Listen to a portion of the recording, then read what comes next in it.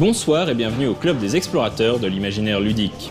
On a déjà parlé dans un D6 de systèmes de règles génériques comme le D6 System, GURPS ou encore Savage Worlds.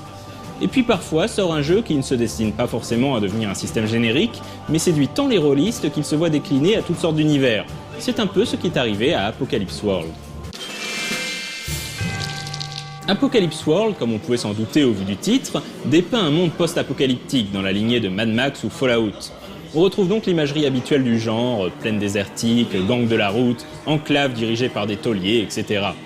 Le pourquoi du comment, tout ce qu'on sait, c'est qu'il y a 50 ans, il s'est passé quelque chose de terrible, qu'il y a un truc appelé le Maelstrom qui dote certaines personnes d'étranges pouvoirs, et c'est à peu près tout.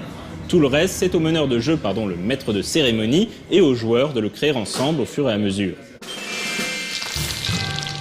Apocalypse World présente 11 archétypes de personnages, ça va de l'ange gardien, spécialiste des soins, au machiniste, en passant par le biker ou le céphale doté de pouvoirs psioniques. Une particularité du jeu est que 2 joueurs ne peuvent pas avoir le même archétype. Il n'y aura donc jamais 2 bikers ou 2 céphales dans le groupe. Les personnages sont définis par 6 caractéristiques, cool, dur, sexy, rusé, zarbe et historique. Ceux-ci possèdent une valeur qui va de -1 à +3. Apocalypse World diffère d'autres jeux de rôle par le fait que les actions que les joueurs ou le maître de cérémonie peuvent entreprendre sont clairement définies et codifiées. Chaque type d'action que souhaitent entreprendre les joueurs, par exemple agresser quelqu'un, prendre quelque chose par la force ou séduire, est associé à un attribut. Lorsqu'un joueur veut utiliser cette action, il lancera 2d6 et ajoutera le score de l'attribut concerné. Si le total des dés plus le score d'attribut est inférieur ou égal à 6, l'action est un échec. Si le total se situe entre 7 et 9, l'action est réussie de justesse, et au-delà de 10, l'action est une franche réussite. La grande spécificité d'Apocalypse World est que le maître de cérémonie lui aussi est limité dans ses actions. Il doit piocher dans une liste d'actions générales, comme par exemple séparer les personnages, ou échanger coup pour coup.